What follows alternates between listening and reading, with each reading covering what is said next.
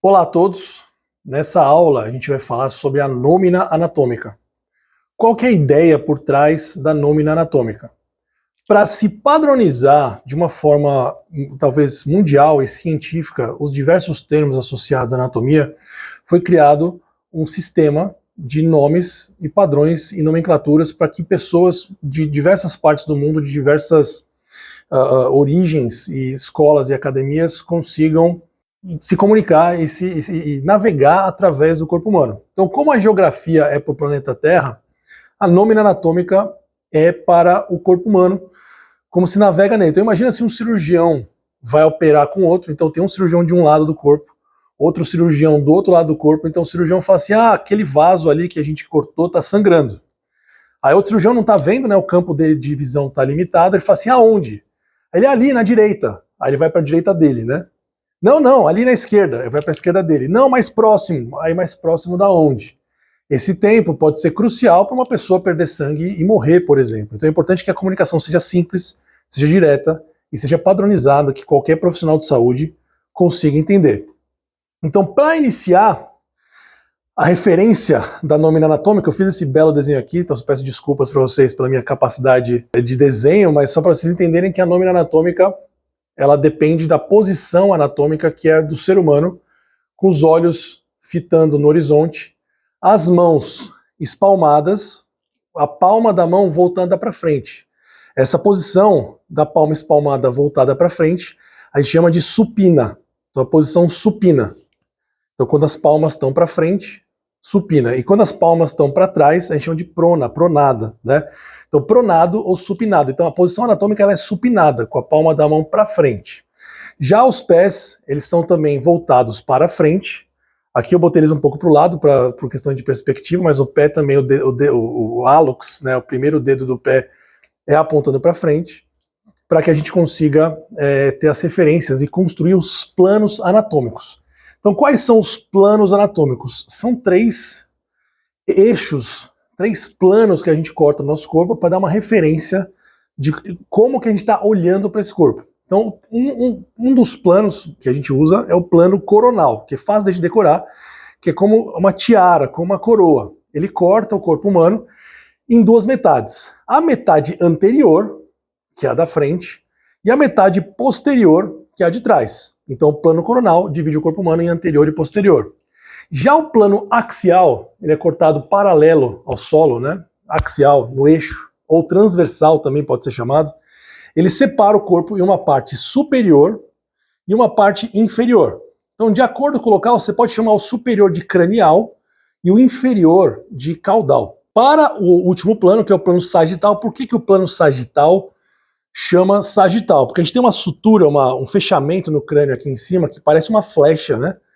E sagita, como você tem o signo, né? O pessoal que gosta do horóscopo tem o Sagitário, que é o cara que tem o centauro, que tem a flecha. A gente tem a flecha no nosso corpo, que é a sagita, em que você divide o corpo humano em 2 metades. Uma metade esquerda e uma metade direita.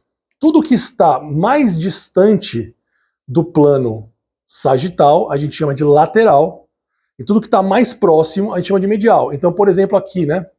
O meu cotovelo, ele é lateral em relação ao meu coração. O meu coração, ele é medial em relação ao meu cotovelo. Então fica dessa forma a gente começa a criar sistemas facilmente de entender que se o corpo está deitado, se ele está de pé, se ele está de frente ou se ele está de costas, a gente consegue usar esses mesmos termos sem ninguém ficar confuso. Depois disso surgem alguns outros termos. Então eu já falei para vocês, né? Cranial, que está em direção ao crânio, para cima.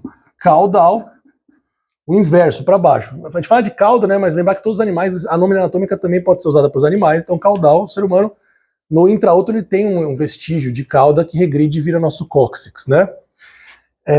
Medial, já referimos. Lateral, já referimos também.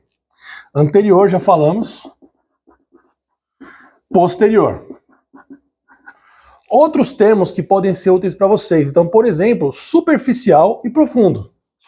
Então, superficial, que está mais próximo da superfície do corpo humano, e profundo, que está mais distante da superfície do corpo humano.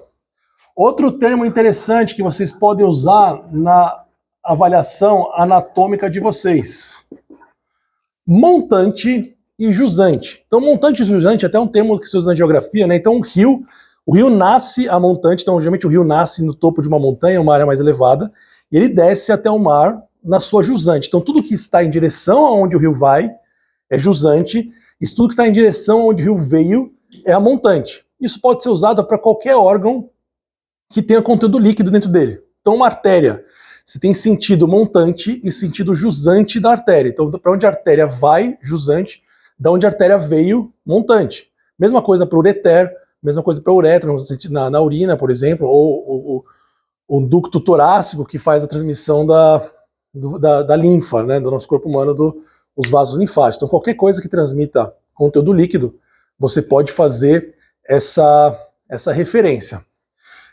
Por último, um que você vai usar bastante, que é o termo proximal e distal. Então, tudo que está mais próximo ao centro do corpo, tudo que está mais próximo a uma referência específica, geralmente ao centro do corpo, a gente chama de proximal, tudo que está mais distante, distal. Então, por exemplo, o meu cotovelo é proximal em relação à minha mão.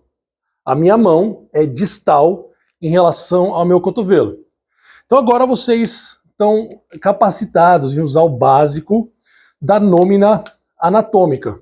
A gente vai falar um pouco mais de alguns outros termos em breve: órgãos parenquimatosos, órgãos vísceras ocas, vísceras parenquimatosas, toda a parte da esplancnologia, que a gente vai falar sobre cada órgão específico, como que o órgão é classificado, como que o órgão é localizado no corpo humano, isso é para partes mais específicas da anatomia. Mas antes de se aprofundar nessas áreas, é fundamental que vocês dominem totalmente a nômina anatômica, certo?